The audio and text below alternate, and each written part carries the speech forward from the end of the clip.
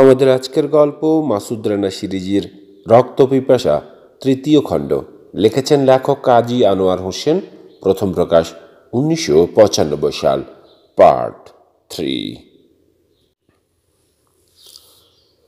হাসিয়ান্দার main রুমে বসে ডেলগাদোর সঙ্গে বাকি সবাই আলোচনা করছে।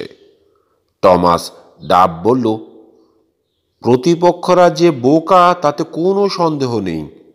ওরা আমাদের চোখে আঙ্গুল দিয়ে দেখিয়ে দিয়েছে কোথায় আছে হুয়াস্কারের গুপ্তধন। এখন শুধু আমাদের ঠিক করতে হবে কিভাবে ওগুলো ওখান থেকে তুলে আনা যায়। মাথা ঝাঁকিয়ে কামরার বাকি সবার উপর চোখ বোলালো ডেলগাদো। ফায়ার প্লেসের চারপাশে সোফায় বসে আছে Thomas Duff, Michael Foam, Murphy Hook ও প্রফেসর আইজ্যাক ফোর্ড। কারো চেহারাতেই কোনো ভাব নেই, তবে পরিবেশে বিজয়ের উল্লাস অনুভব করা যায়। হুক জানতে চাইল, ডক্টর জুলিয়া, ফটোগ্রাফার হপকিন্স আর শামীম সম্পর্কে কিছু জানা গেল?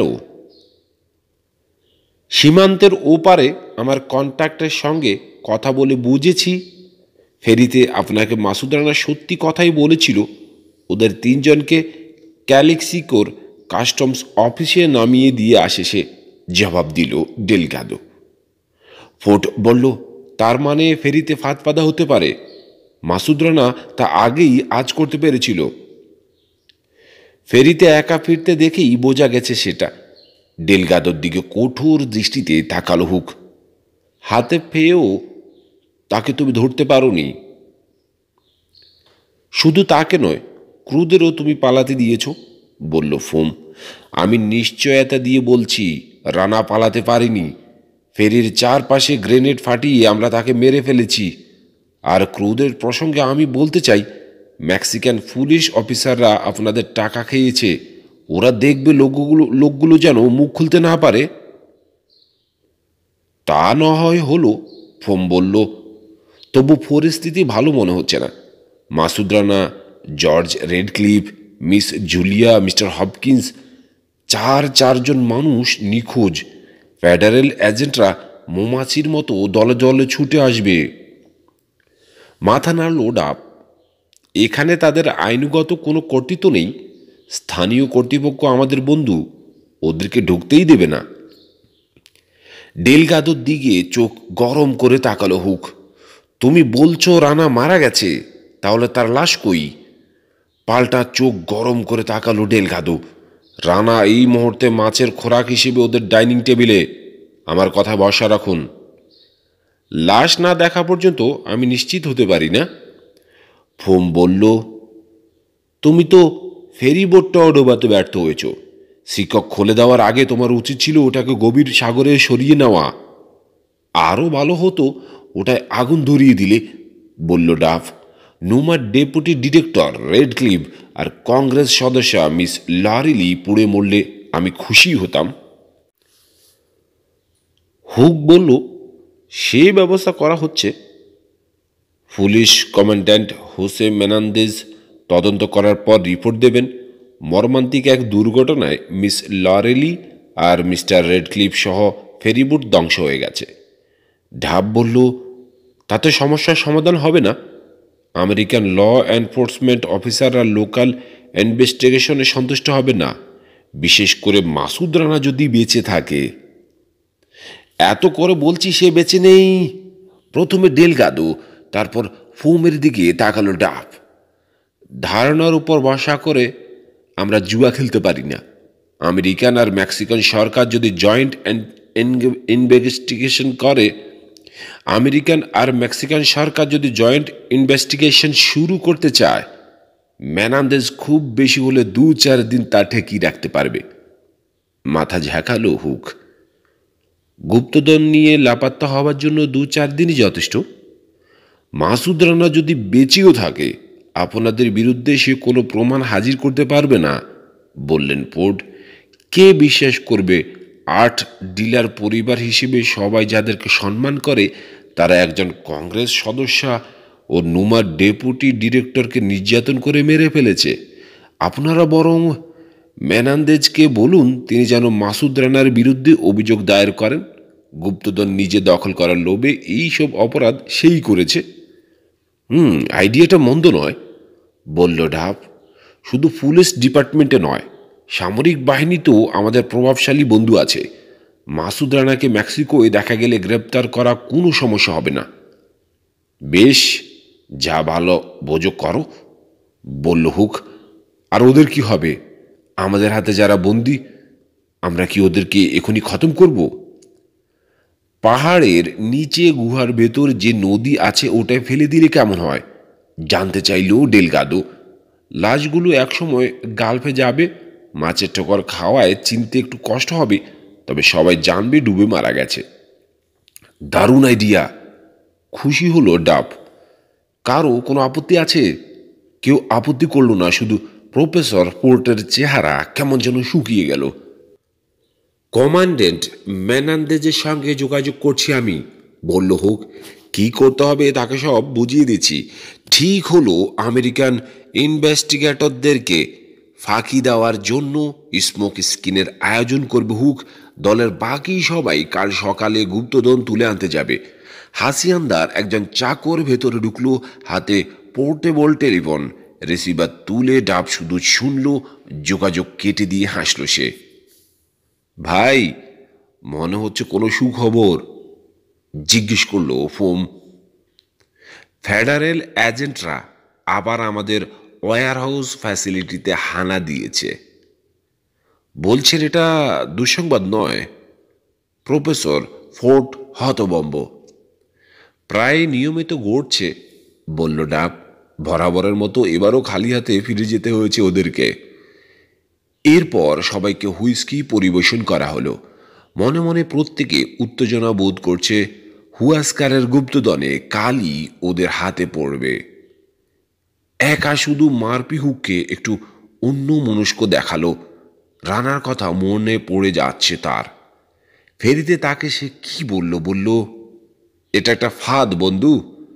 তার এই কথার মানে কি? মাসুদ রানা কি ইঙ্গিতে কিছু বলতে চেয়েছে, নাকি মারা যাচ্ছে বুঝতে পেরে তাকে মিছিমিছি ভয় দেখাতে চেয়েছে? তবে এইসব নিয়ে এখন মাথা ঘামাবার সময় নেই হাতে। মন একটু খুঁতখুত করলেও রানাকে ভুলে থাকার চেষ্টা করল সে। আর এইটাই হলো তার জীবনের সবচেয়ে বড় ভুল। খাড়া সিঁড়ি বেয়ে হাসিয়ান্দার নিচে সেলারে নেমে এলেন সেলিনা ফোর্ট, হাতে একটা ট্রে। সিঁড়ির গোড়ায় ডেলগাদোর একজন সশস্ত্র গার্ড দাঁড়িয়ে আছে, পাহারা দিচ্ছে বন্দীদের। দরজা খোলো, তাকে বললেন তিনি। আমার উপর হুকুম আছে, ভেতরে কাউকে ঢুকতে দেওয়া যাবে না, বলল গার্ড, চেহারায় ইতস্তত ভাব। গাদা নাকি? দেখতে পাচ্ছ না ওদের জন্য খাবার এনেছি? মাথা নাড়ল গার্ড, দুঃখিত। তাহলে বাড়ির কর্তাকে ডেকে বলি তুমি আমাকে রেপ করার চেষ্টা করেছ। কি? হা করে তাকিয়ে থাকলো গার্ড। বিশ্বাস হচ্ছে না একজন ভদ্রমহিলা এরকম একটা কথা বলতে পারেন। ট্রেতে কি আছে দেখে নিয়ে কাঁধ ঝাঁকালো সে। দরজার তালা খুলে সরে দাঁড়ালো এক পাশে। ডেলগাদোকে বলবেন না। তুমি আসলেই একটা গাদা, সেই তো আমাকে পাঠিয়েছে, বলে ভেতরে ঢুকে পড়লেন সেলিনা ফোর্ট। ভেতরে আলো খুব কম। পাথুরে মেঝেতে শুয়ে আছেন রেডক্লিফ। তাকে দেখে উঠে বসলেন। পাশেই দাঁড়িয়ে রয়েছে লরেলি। আচ্ছা, এবার ওরা একজন ভদ্রমহিলাকে পাঠিয়েছে, বলল লরেলি। ট্রেটা তার হাতে ধরিয়ে দিলেন সেলিনা। এতে কিছু স্যান্ডউইচ আর কয়েক বোতল বিয়ার আছে, ধরুন। ঘুরে দাঁড়ালেন তিনি। গার্ডের মুখের উপর দড়াম করে বন্ধ করে দিল দরজাটা। আবার যখন মুখোমুখি হলেন লরেলির, চোখে শোয়ে এসেছে অন্ধকার। লরেলির চেহারা দেখে আঁতকে উঠলেন। চোখের চারপাশ আর ঠোঁট এখনো ফুলে রয়েছে। গায়ের কাপড় চোপড় বেশিরভাগই ছিঁড়ে নেওয়া হয়েছে। অল্প যেটুকু ছিল তাই দিয়ে বুক আর নাভির নিচেটা ঢেকে রেখেছে। বাস্টার্ড, নিচু গলায় বললেন তিনি। আমি সত্যি দুঃখিত, আপনাদের এই হাল করেছে জানলে সঙ্গে করে কিছু ওষুধপত্র আনতাম। মেঝেতে হাঁটু গাড়ল লরেলি। রেড ক্লিপের হাতে একটা বিয়ার ধরিয়ে দিল, কিন্তু হাত দুটো জখম হওয়ায় বোতলের ছিপি তিনি খুলতে পারলেন না, তাকেই খুলে দিতে হলো। ফ্লোরেন্স নাইটিঙ্গেল, সেলিনার দিকে মুখ তুলে প্রশ্ন করলেন রেড ক্লিপ। আমি সেলিনা ফোর্ট, আর্কিওলজিস্ট। আমার স্বামী একজন নৃবিজ্ঞানী। টমাস ঢাপ আমাদেরকে ভাড়া করেছে। তার মানে হুয়াস্কারের গুপ্তধন খুঁজছে ওরা, আর আপনারা ওদেরকে সাহায্য করছেন? জিজ্ঞেস করলেন রেড ক্লিপ। হ্যাঁ, টিয়াপোলার গোল্ডেন বডি স্যুটের ইমেজ ডিসাইবার করেছি আমরা। ওটার কথা জানি আমরা, মাথা জাগালেন রেড ক্লিপ। লরেলি খেতে ব্যস্ত, কথা বলছে না। বিয়ারের বোতলটা খালি করে জিজ্ঞেস করলো, তা এখানে আপনি কি করছেন? আমাদেরকে ওদের লোক বলে ভাববেন না, বললেন সেলিনা। ডাপ আর তার ভাইয়েরা গুপ্তধন পেলেই আমাদেরকে খুন করবে। কি করে বুঝলেন? এই ধরনের লোকদের সঙ্গে আগেও আমাদের দেখা হয়েছে। কি ঘটতে পারে আমরা তা আন্দাজ করতে পারি। আপনাদের খুন করবে আর আমাদের? ওদেরকে নিয়ে ডাব পরিবার কি প্ল্যান করেছে সংক্ষেপে বলে গেলেন সেলিনা। মাই গড! রেড ক্লিপ যেন বিশ্বাস করতে পারছেন না। ওরা পাগল নাকি? ঠান্ডা মাথায় যুক্তরাষ্ট্রের একজন কংগ্রেস সদস্যকে খুন করার কথা ভাবছে। বিশ্বাস করুন, ওদের বিবেক বলে কিছু নেই। নিজেদেরকে এত বেশি ক্ষমতাবান মনে করে। সেলিনাকে বাধা দিয়ে লরেলি জানতে চাইল, আরও আগে কেন আমাদেরকে মেরে ফেলেনি? ওদের ভয় ছিল আপনাদের বন্ধু মাসুদ রানা কিডন্যাপিংয়ের কথা ফাঁস করে দেবে, কিন্তু এখন ওরা বেপরোয়া হয়ে উঠেছে। ভাবছে ফেরি বোর্ডের ক্রুরা? জিজ্ঞেস করল লরেলি। ওরা তো সব জানে। লোকাল পুলিশ টাকা খেয়েছে, ওদেরকে আটক করবে, মুখ খুলতে দেবে না। সেলিনাকে ইতস্তত করতে দেখা গেল, তারপর বললেন, শুনে খারাপ লাগবে তাই এতক্ষণ বলিনি। আপনাদের বন্ধুকে নিয়ে এখন আর চিন্তিত নয় ওরা। মোপাক ডেলগাদো কসম খেয়ে বলছে, এখানে আপনাদেরকে সরিয়ে আনার পর সে আর তার লোকজন ফেরির চারধারে গ্রেনেড ফাটিয়ে মিস্টার রানাকে ছাতু বানিয়ে ফেলেছে। স্থির পাথর হয়ে গেল লরেলি। সমস্ত রক্ত নেমে গিয়ে ফ্যাকাশে হয়ে গেল চেহারা। এতক্ষণ পর তার দৃঢ় বিশ্বাস ছিল, যেভাবে হোক শত্রুদের হাত থেকে পালাতে পেরেছে রানা। দুহাতে মুখ ঢেকে বসে পড়ল সে, সারা শরীর কাঁপছে। দেওয়াল ধরে দাঁড়ালেন রেড ক্লিপ। তার চেহারায় সুখ বা দুঃখের চাপ নেই, লোহার মতো কাঠিন্য ফুটে উঠেছে। মাসুদ রানা মারা গেছে। ডেলগাদোর মতো একটা নেড়ি কুত্তা তার মতো একজন মানুষকে খুন করে কিভাবে? রেড ক্লিপের চাপা গর্জন শুনে থতমত খেয়ে গেলেন সেলিনা। দেখুন, এসব আমি আমার স্বামীর কাছ থেকে জেনেছি, ক্ষমা প্রার্থনায় সুরে বললেন তিনি। ডেলগাদো অবশ্য স্বীকার করেছে যে লাশটা সে দেখেনি, তবে জোর দিয়ে বলছে। টলতে টলতে দাঁড়ালো লরেলি। আপনি বলছেন ওরা আপনাদেরকেও মেরে ফেলার প্ল্যান করেছে? জিজ্ঞেস করল সে। চেহারা আগের মতোই ফ্যাকাশে, তবে চোখ দুটো থেকে যেন আগুন জ্বলছে। হ্যাঁ, আমাদের মুখও বদ্ধ করা হবে, বললেন সেলিনা। লরেলি বলল, কিন্তু দেখে তো মনে হচ্ছে না আপনি উদ্বিগ্ন। কারণ আমার স্বামীর একটা প্ল্যান আছে। পালাবার? মাথা নাড়লেন সেলিনা। পালাবার সুযোগ যখন খুশি তৈরি করে নিতে পারি আমরা।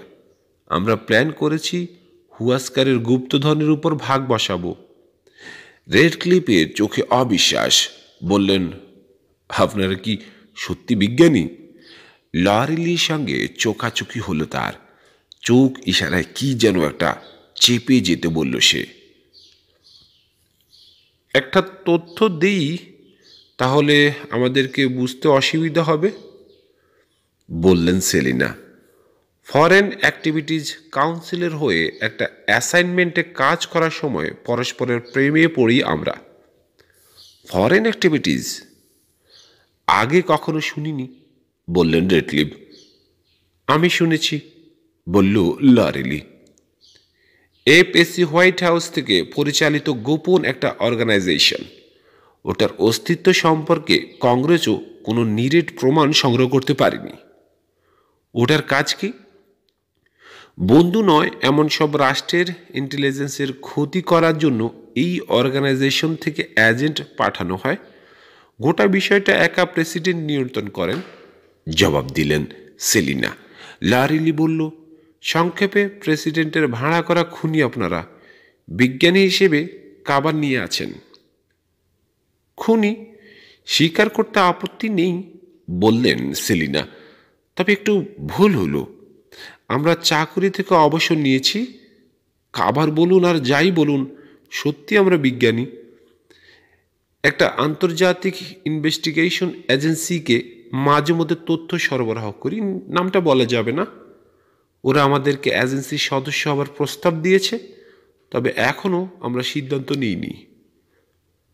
তা না হয় বুঝলাম, কিন্তু হুয়াস্কারের গুপ্তধনে কিভাবে ভাগ বসাতে চান আপনারা? জিজ্ঞেস করলেন রেডক্লিফ। ডেলগাদো আর ডাবদের সহজ পাত্র ভাববেন না। তা ভাবছিও না। কিভাবে কি করতে হবে জানা আছে আমাদের। হুয়াস্কারের সোনা গুহা থেকে বের করা হোক, তারপর দেখবেন। তার মানে চারিদিকে শুধু লাশ দেখতে পাবো আমরা। ট্রেজার হান্টে আপনারা জড়িয়ে পড়েছেন, এটা জানতে পেরে ডাবরা আসলে দিশাহারা হয়ে পড়ে, বললেন সেলিনা। সেই থেকে একের পর এক শুধু ভুলই করে যাচ্ছে। যাকে বাধা বলে মনে করছে তাকেই কিডন্যাপ করে আনছে, খুন করে ফেলছে। ভাগ্যই বলতে হবে এখনও আপনাদেরকে বাঁচিয়ে রেখেছে। সত্যি কথা বলতে কি, আপনাদেরকে বাঁচিয়ে রেখে বোকামির পরিচয় দিচ্ছি ওরা। মানে বলতে চাইছেন ওদের জায়গায় আপনারা হলে? মাথা ঝাঁকালেন সেলিনা। হাতে একবার রক্ত লাগার পর থামা উচিত হয়নি। ওদের জায়গা আমরা হলে অনেক আগেই মারা যেতেন আপনারা। সেনাবাহিনীর ছোট একটা দল রাতারাতি কমান্ড পোস্ট খাড়া করল। সেরো এল ক্যাপিরোটের গোড়া থেকে চারিদিকে 2 মাইল মরুভূমি সিল করে দিল সম্পূর্ণ। ডাবদের অনুমতি ছাড়া ঢুকতে বা বেরিয়ে যেতে পারবে না কেউ। পাহাড়টার মাথা বিভিন্ন সাজ সরঞ্জাম ও লোকজনে ভরে উঠল। গুপ্তধন উদ্ধারের গোটা অপারেশনটাই চালানো হচ্ছে আকাশ থেকে। নুমার চুরি করা হেলিকপ্টারে নতুন রং লাগানো হয়েছে, গায়ে লেখা হয়েছে ডাব ইন্টারন্যাশনাল। হাসিয়ান্দা থেকে পাহাড়ের মাথায় বারবার আসা যাওয়া করছে সেটা। তারপর একসময় একটা মেক্সিকান আর্মি ট্রান্সপোর্ট হেলিকপ্টারকে দেখা গেল। পাহাড়টার উপর ল্যান্ড করছে মিলিটারি ইঞ্জিনিয়ারদের একটা ডিটাচমেন্ট। পরনে কমব্যাট ফ্যাটিগ লাফ দিয়ে নিচে নামলো। পিছনের কার্গো ডোর খুলে ছোট একটা ফর্ক লিফট কেবলের কয়েকটা কয়েল ও বড় সড়ো একটা উইঞ্চ নামালো তারা। সনোরা রাজ্যের অফিসাররা ডাবদের টাকা খেয়ে প্রয়োজনীয় লাইসেন্স আর পারমিট হস্তান্তর করেছে 24 ঘন্টার মধ্যে। টাকা ছাড়া চেষ্টা করলে সময় লাগতো কয়েক মাস বা বছর। শুধু ঘুষ নয়, ডাবরা প্রতিশ্রুতি দিয়েছে এলাকায় তারা নতুন স্কুল, রাস্তা, একটা হাসপাতাল ইত্যাদি তৈরি করে দেবে। মেক্সিকান সরকারের উপর মহলের অজ্ঞাতে দুর্নীতিপরায়ণ আমলারা সম্ভাব্য সব রকম সহযোগিতা করছে। বাজা পেনিনসুলায় সামরিক ঘাঁটি আছে। টমাস ঢাপের অনুরোধে সেখান থেকে ইঞ্জিনিয়ারদের একটা কন্টিনজেন্ট পাঠানোর অনুমতি পেতে কোনো অসুবিধা হয়নি। তাড়াহুড়া করেই একটা চুক্তি খসড়া তৈরি করা হয়েছে। তাতে সই করবে ডাব ইন্টারন্যাশনালের তরফ থেকে টমাস ডাব ও সনোরো রাজ্য সরকারের তরফ থেকে ট্রেজার ডিপার্টমেন্টের প্রতিমন্ত্রী। চুক্তি খসড়ায় বলা হয়েছে হুয়াস্কারের গুপ্তধন উদ্ধার করা সম্ভব হলে ডাব ইন্টারন্যাশনাল শতকরা 25 ভাগ পাবে। উদ্ধার করার সমস্ত খরচ তাদের। বাকি সব রাজ্য সরকারের কোষাগারে জমা পড়বে।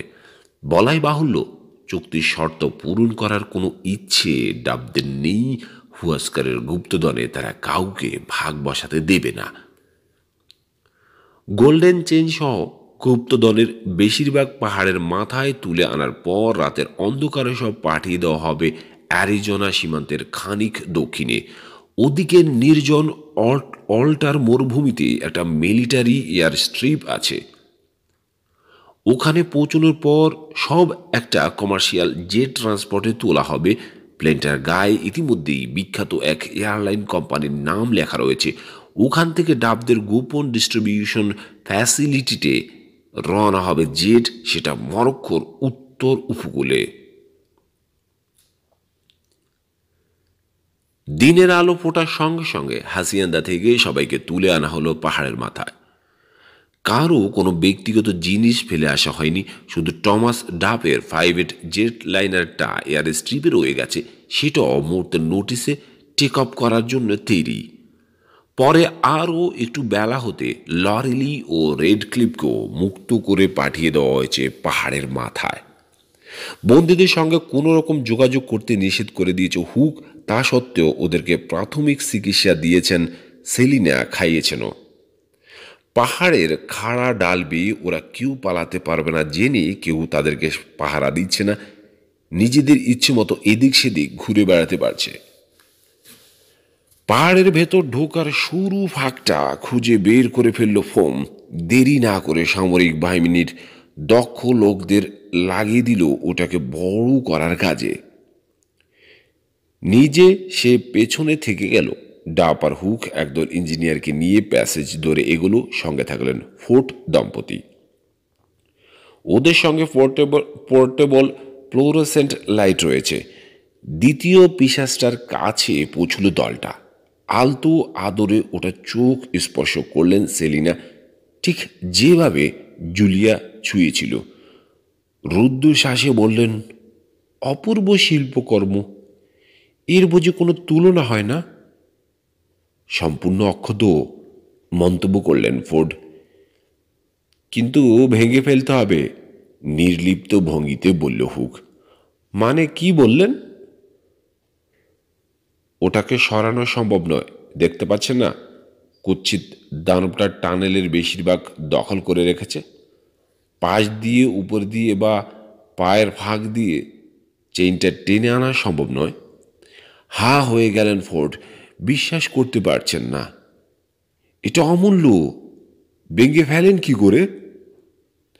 প্রয়োজনের তাগিদে, বলল ডাব। দুঃখজনক, তবে উপায় নেই। ধীরে ধীরে কঠিন হলো ফোর্টের চেহারা। স্ত্রীর দিকে ফিরে সান্ত্বনা দেওয়া সুরে বললেন, প্রয়োজনের ত্যাগ স্বীকার করতে হয়। সেলিনাও ব্যাপারটা বাধ্য হয়ে মেনে নিলেন। গুপ্তধনে ভাগ বসাতে চাইলে এরকম অনেক ব্যাপারেই চোখ বুজে থাকতে হবে তাদেরকে। ইঞ্জিনিয়াররা সামান্য বিস্ফোরক বসালো পিসেস্টার গোড়া। টানেল দোষে পার ঝুঁকি নিতে রাজি নয় কেউ। এইরকম এরপর ওরা প্রথম গুয়াটায় ঢুকলো, যেখানে প্রহরীদের মমি রাখা আছে। ঢোকার পর বেরুবার নাম করছেন না ফোর্স দম্পতি, মমিগুলোকে খুঁটিয়ে পরীক্ষা করছেন তারা। পরে সময় দেবেন, এখন চলুন, সামনে কি আছে দেখি, তাগাদা দিল ডাব। স্বচ্ছ স্ফটিকে আবৃত সর্বশেষ প্রহরীকে দেখে বোবা হয়ে গেল সবাই। প্রাচীন এক চাচাপয়া, বিড়বিড় করলেন ফোর্ট। মারা যাওয়ার সময় নিজেকে এভাবে সংরক্ষণ করার ব্যবস্থা করে গেছে, এটা বিস্ময়কর একটা আবিষ্কার। সেলিনা বললেন, খুবই উঁচু পদের বীর যোদ্ধা ছিল লোকটা, তা না হলে এত বড় দায়িত্ব তাকে দেওয়া হতো না। কত দাম হতে পারে এটার? জিজ্ঞেস করল হুক। তার দিকে তাকালেন ফোর্ড, চোখে তিরস্কার। এটা সাধারণ কোনো জিনিস নয় মিস্টার হুক, অতীতে উকি দেওয়ার জন্য একটা জানালা, এর দাম হিসাব করা সম্ভব নয়। ডাব বলল, আমি এক কালেক্টরকে চিনি, 8 থেকে 10 মিলিয়ন ডলার দেবে সে। চাচাপয়া যুদ্ধা বিজ্ঞানের প্রাপ্য, বললেন ফুট। অতীতের সঙ্গে প্রত্যক্ষ যোগসূত্র ওটা। একটা মিউজিয়ামে রাখতে হবে। ঠিক আছে প্রফেসর, ওটা আপনার ভাগে পড়ল। আপনার জিনিস দান করলে কারো কিছু বলার নেই।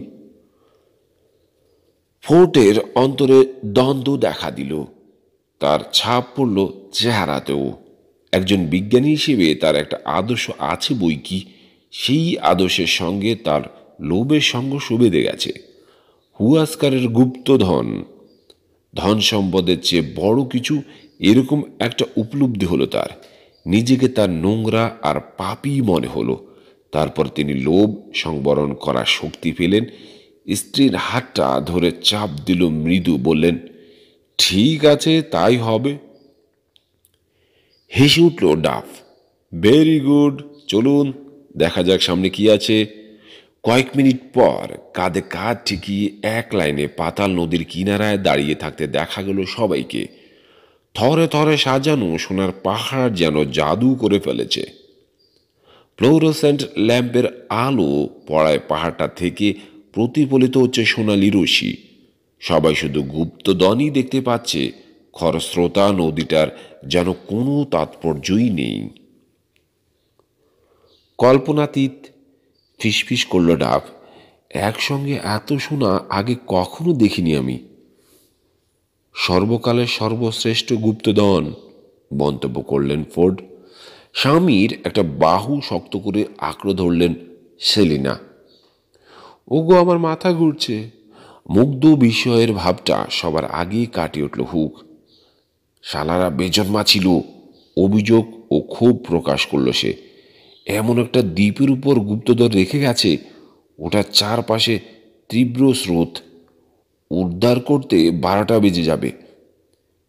চিন্তার কিছু নেই, বললেন ফোর্ড। আমাদের সঙ্গে কেবল আর উইঞ্চ আছে। আমি ভাবছি পেশি আর রশি সম্বল করে ওগুলো তারা ওখানে নিয়ে গেল কি করে। সোনার তৈরি একটা বাদরকে ঘিরে চক্কর দিলেন সেলিনা। অদ্ভুত ব্যাপার। তার দিকে তাকালো ডাব। কি? কাত হয়ে পড়ে থাকা বাদরটার সামনে হাঁটু গেড়ে বসলেন সেলিনা। বাদরটার গোড়ায় কি যেন লেখা রয়েছে। দেখে মনে হচ্ছে দ্বীপ থেকে এটাকে ছুঁড়ে দেওয়া হয়েছে এদিকে।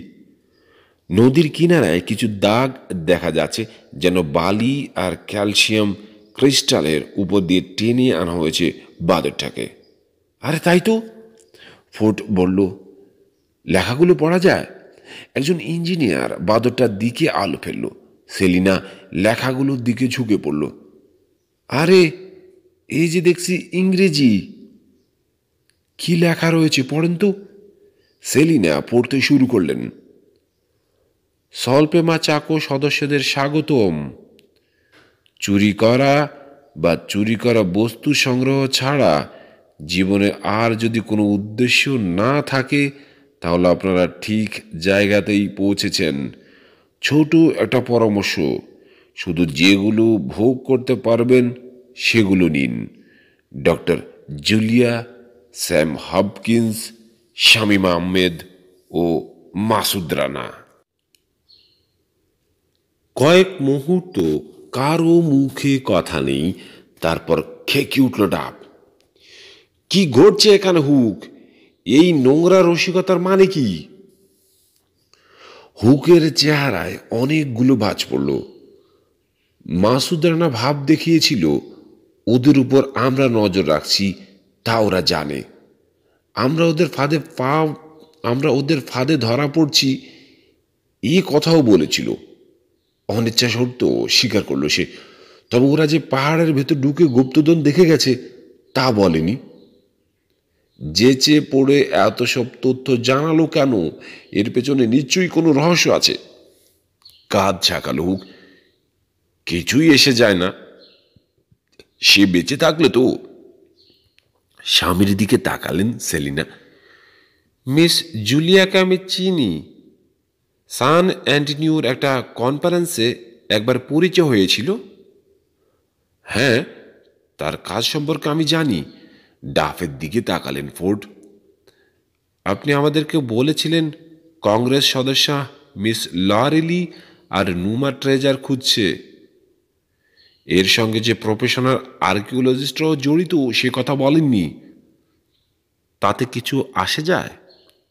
ব্যাপারটা আপনার নিয়ন্ত্রণের বাইরে চলে যাচ্ছে বলে সন্দেহ করছি আমি, সাবধান করলেন ফোর্ড। আপনার জায়গা আমি হলে যত তাড়াতাড়ি সম্ভব সোনা উদ্ধার করে কেটে পড়তাম। মাসুদ রানা মারা গেছে, কাজে আমাদের ভয় পাওয়ার কিছু নেই, আবার বলল হুক। এই লেখাগুলো লেখা হয়েছে ডেলগাদো তাকে মেরে ফেলার আগে। কথাগুলো জোর দিয়েই বলছে, তবে ঘামতে শুরু করেছে সে। দ্রুত বদলে যাচ্ছে ডাফের চেহারা, শক্ত হয়ে উঠল চোয়াল, চোখে হিংস্র দৃষ্টি ফুটল। এই বিপুল পরিমাণ গুপ্তধন পেয়েও নিয়ে যাবার ব্যবস্থা করল না। উদ্ভট একটা মেসেজ রেখে চলে গেল। এ আমাকে বিশ্বাস করতে বলো না। এর পিছনে নিশ্চয়ই কোনো রহস্য আছে। আমি ওদের প্ল্যানটা জানতে চাই। গুপ্তধন এখন আমাদের দখলে, হুক বলল। কেউ ছিনিয়ে নিতে চেষ্টা করলে স্রেফ মারা যাবে। তোমাকে আমি কথা দিচ্ছি। কথাগুলো এমন হুমকি সুরে বলা হলো, বিশ্বাস করলো সবাই, শুধু সেলিনা বাদে। খুব কাছাকাছি দাঁড়িয়েছিলেন বলে হুকের ঠোঁট জোড়া কাঁপতে দেখেছেন তিনি। আন্তর্জাতিক সীমান্তের 100 গজ দূরেও নয়, কাস্টমস বিল্ডিংয়ের কনফারেন্স রুমে মেক্সিকান আমলার সঙ্গে কথা কাটাকাটি শুরু হলো ওদের। গলবেস্টন থেকে ডেল নিকোলাস ও জিমি নক্স পৌঁছানোর খানিক পর ওয়াশিংটন থেকে স্বয়ং জর্জ হ্যামিল্টনও হাজির হয়েছেন এখানে। দেওয়াল ঘেঁষে চেয়ারে বসে আছে হপকিন্স, জুলিয়া আর শামীম। রানা বসেছে অ্যাডমিরালের ডান পাশে, তার বাম পাশে বসেছেন রিচার্ড ব্যানিং, এলাকায় ইউএস কাস্টমসের চিফ এজেন্ট তিনি। মেক্সিকান আমলা ফার্নান্দেজ ফেজিওর সঙ্গে তিনি কথা বলছেন। ফেজিও বেশ লম্বা, চোখে চশমা, চেহারা দেখে মনে হয় ধূর্ত শিয়াল। আমি এর ব্যাখ্যা চাই, সিনিয়র ফেজিও, বললেন ব্যানিং। এই ধরনের গুরুত্বপূর্ণ ব্যাপারে এর আগে আপনাদের এলাইট ল এনফোর্সমেন্ট এজেন্ট, বিশেষ করে ইন্সপেক্টর বার্টি ও নর্দার্ন মেক্সিকো ইনভেস্টিগেশন ডিভিশনের চিফ সিনিয়র ফুয়াকারেস এর সঙ্গে কাজ করার সুযোগ হয়েছে আমার। এবারে ন্যাশনাল অ্যাফেয়ার ডিপার্টমেন্ট থেকে আপনাকে কেন পাঠানো হলো? আমার তো ধারণা সরকারের উপর মহলকে এই সম্পর্কে সম্পূর্ণ অন্ধকারে রাখা হয়েছে। হাত তুলে অসহায় একটা ভঙ্গি করলেন ফ্যাজিও। তার চোখে পলক পড়ছে না, মুখের হাসিও স্থির। ইন্সপেক্টর বার্টি হঠাৎ একটা কেসের দায়িত্ব পেয়ে হারমোসিলিও গেছেন, আর সিনিয়র ফুয়াকাইস অসুস্থ হয়ে পড়েছেন। শুনে দুঃখ পেলাম, বললেন বটে, তবে বেনিংয়ের গলায় সামান্যতম সহানুভূতিও নেই। তবে আমি আপনাদের পূর্ণ নিশ্চয়তা দিয়ে বলতে চাই, আপনারা আমার কাছ থেকে সম্ভাব্য সব রকম সহযোগিতা পাবেন। ইউএস অ্যাটর্নি অফিসের বিশ্বাস করবার কারণ ঘটেছে টমাস ডাব, মাইকেল ফোম ও মার্পি হুক নামে 3 ভাই ফরজারি, শিল্পকর্ম চুরি ও আর্টিফ্যাক্ট পাচারের একটা আন্তর্জাতিক অপারেশন চালাচ্ছে। আমরা আরও বিশ্বাস করি তারা আমাদের একজন সম্মানী কংগ্রেস সদস্যা ও নামকরা গবেষণা সংস্থার কর্মকর্তাকে অপহরণ করেছে। মুখের হাসি চড়া হলো আরও। ফ্যাজিও বললেন, উদ্ভট অভিযোগ। ডাব ইন্টারন্যাশনাল, সবাই জানেন আপনারা দীর্ঘদিন সুখ্যাতির সঙ্গে নিজেদের ব্যবসা করে আসছে। টেক্সাসের ডাব ফ্যাসিলিটিতে আপনারা আবার হানা দিয়েছেন, কিন্তু সন্দেহজনক কিছুই পাননি সেখানে। নক্স বিস্মিত হলেন। সে খবরও আপনার কাছে পৌঁছে গেছে? আপনারা যাদের বিরুদ্ধে অভিযোগ করছেন তারা কেউ মেক্সিকোয় কোনো অপরাধ করেননি। তাদেরকে বিরক্ত করার কোনো অধিকার আমাদের নেই। মিস লরেলি আর নুমার ডেপুটি ডিরেক্টর মিস্টার রেডক্লিফকে উদ্ধার করার কি ব্যবস্থা নিয়েছেন আপনি? পুলিশের একটা বিশেষ টিম কেসটা নিয়ে মাথা ঘামাচ্ছে সিনিয়র, ফেজিও আশ্বাস দিয়ে বললেন। ঊর্ধ্বতন কর্তৃপক্ষ এরই মধ্যে মুক্তিপণের টাকা জোগাড় করেছেন। আমার কথা ভরসা রাখুন। অপহরণের জন্য যে ডাকাত দল দায়ী তাদেরকে কয়েক ঘন্টার মধ্যে গ্রেপ্তার করা হবে। জিম্মিদেরকেও উদ্ধার করা হবে সুস্থ অবস্থায়। কিন্তু আমাদের সোর্স বলছে অপহরণের জন্য দায়ী ডাবরা। মাথা নাড়লেন ফেজিও। না, আমাদের কাছে প্রমাণ আছে। এর জন্য দায়ী একদল সশস্ত্র ডাকাত। আর ফেরিবোর্ডের ক্রুরা, তাদের কোনো খবর নেই কেন? জিজ্ঞেস করল রানা। রানার দিকে কটমট করে তাকালেন ফেজিও। এখানে এই ব্যাপারটার কোনো গুরুত্ব নেই মিস্টার রানা। আপনাকে আমি জানিয়ে রাখছি, আমাদের পুলিশ স্টেশনে 4টে সই করা অভিযোগ নামা দায়ের করা হয়েছে। তাতে অভিযোগ করা হয়েছে এই অপহরণের জন্য আপনি দায়ী। অভিযোগ করা হলেই আমরা সত্যি বলে ধরে নিই না, তদন্ত করে দেখছি। কে অভিযোগ করল? আমার মোটিভ সম্পর্কে কিছু বলেনি তারা? মোটিভ কি তা দেখা আমার কাজ নয় মিস্টার রানা। আমি সাক্ষ্য প্রমাণের উপর নির্ভর করি। তবু যখন প্রসঙ্গটা তুললেন, শুনুন তাহলে। অভিযোগ করেছে প্ল্যাটফর্মের ক্রুরা। তারা বলছে গুপ্তধনের লোকেশন জানার জন্য কংগ্রেস সদস্য মিস লরেলি ও নুমার ডেপুটি ডিরেক্টর মিস্টার রেডক্লিফকে আপনি খুন করেছেন। আপনাদের পুলিশ অফিসাররা এটা যদি গেলে মনে করতে হবে তাদের মতিভ্রম ঘটেছে। রাগ চেপে মন্তব্য করল শামীম। কেউ অভিযোগ করলে আমাদের কি করার আছে বলুন? আচ্ছা বলুন তো সিনিয়র ফেজিও, ওরা আপনাকে কত % সোনা দিতে রাজি হয়েছে? 5। নিজেকে সামলাতে দেরি করে ফেললেন ফেজিও। আপনি বলতে চাইছিলেন 5%? নরম সুরে জিজ্ঞেস করলেন ভ্যানিং। মাথাটা বার কয়েক এদিক ওদিক কাত করলেন ফেজিও, তারপর কাজ ঝাঁকালেন।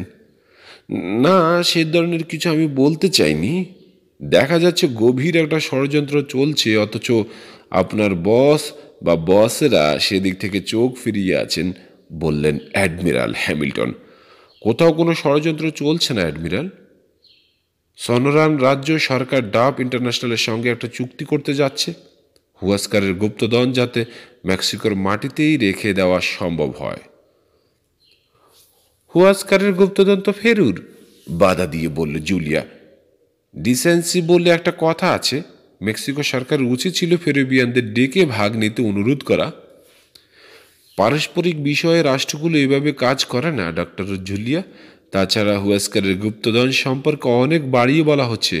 আমি যতটুকু জানি, ওই গুপ্তধন উদ্ধার করতে যে খরচ পড়বে তারপর লাভ কিছু থাকে কিনা সন্দেহ। ডাব ইন্টারন্যাশনাল নিজেরা প্রায় কিছুই নেবে না, এলাকার উন্নয়নে খরচ করে যাবে। আপনি তাহলে কিছুই জানেন না, মুখের উপর বলে বসল জুলিয়া। হুয়াস্কারের ট্রেজার আমি নিজের চোখে দেখেছি। কনজারভেটিভ হিসাবেও $3 বিলিয়ন দাম হবে ওগুলোর। কিন্তু ডাব ইন্টারন্যাশনালের হিসেবটাই বিশ্বাসযোগ্য, কারণ বাজারে ওরা শ্রদ্ধেয় ডিলার হিসেবে পরিচিত, বললেন ফেজিও। ওদের হিসাবে খুব বেশি হলে $30 মিলিয়ন হতে পারে। ট্রেজার যদি নগণ্যই হবে, তাহলে তা উদ্ধারের জন্য এত ব্যাপক আয়োজন করা কেন, জানতে চাইলেন ডেল নিকোলাস। কোথায় ব্যাপক আয়োজন? 5 কিংবা 10 জন লেবার লাগানো হয়েছে পাহাড়ের ভেতর থেকে ওগুলো তোলার জন্য। সনোরা রাজ্য সরকারের পক্ষে কে সই করেছেন চুক্তিতে, জানতে চাইলেন অ্যাডমিরাল। তার কি এ ধরনের একটা চুক্তিতে সই করার ক্ষমতা আছে? রাজ্যের একজন প্রতিমন্ত্রী, বললেন ফেজিও। অবশ্যই তার ক্ষমতার মধ্যে পড়ে এটা। কিন্তু আপনাদের জাতীয় সরকারের একজন পুরোদস্তুর মন্ত্রী যে এই মুহূর্তে লন্ডনে রয়েছেন, রানা এজেন্সির সঙ্গে হুয়াস্কারের গুপ্তধন সম্পর্কে একটা চুক্তি করার জন্যই ওখানে গেছেন তিনি। এবং তৃতীয় একটা পক্ষ হিসেবে সেখানে উপস্থিত রয়েছেন ফেরু সরকারের একজন মন্ত্রী। সেই খবর কি আপনারা রাখেন সেনর ফেজিও? বিষম একটা ধাক্কা খেয়েছেন ফেজিও।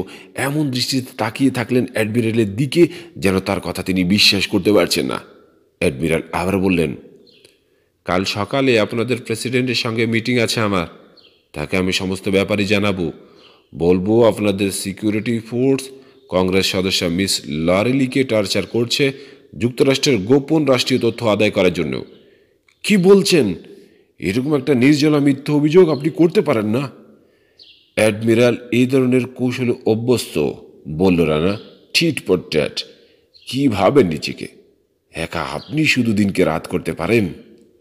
মিটিং শেষ হয়ে গেছে। বললেন অ্যাডমিরাল। কাল এই সময় আপনাদের সরকারকে জানিয়ে দেওয়া হবে আমরা কি করতে যাচ্ছি।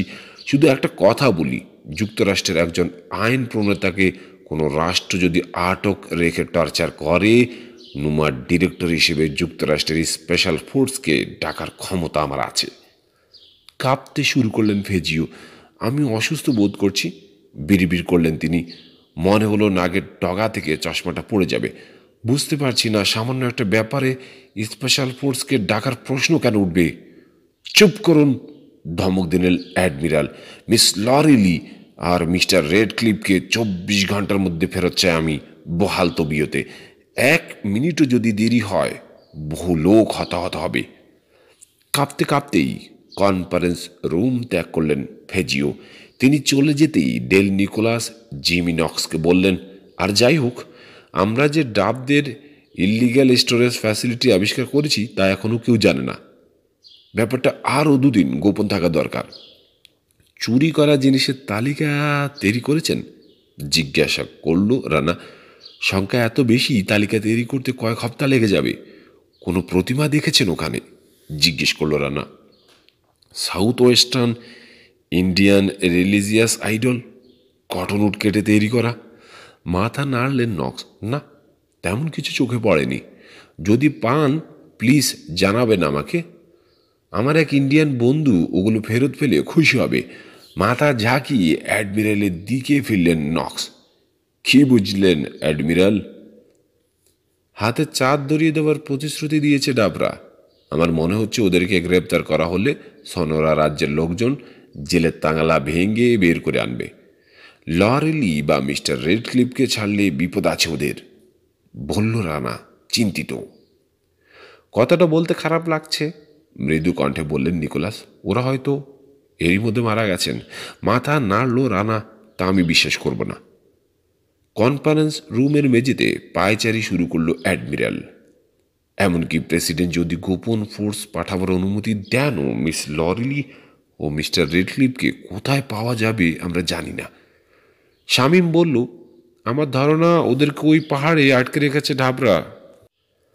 হাসিয়ান্দায় চার্জ করে যখন পাওয়া যায়নি, বোধহয় পাহাড়েই রেখেছে, সায় দিলেন নিকোলাস।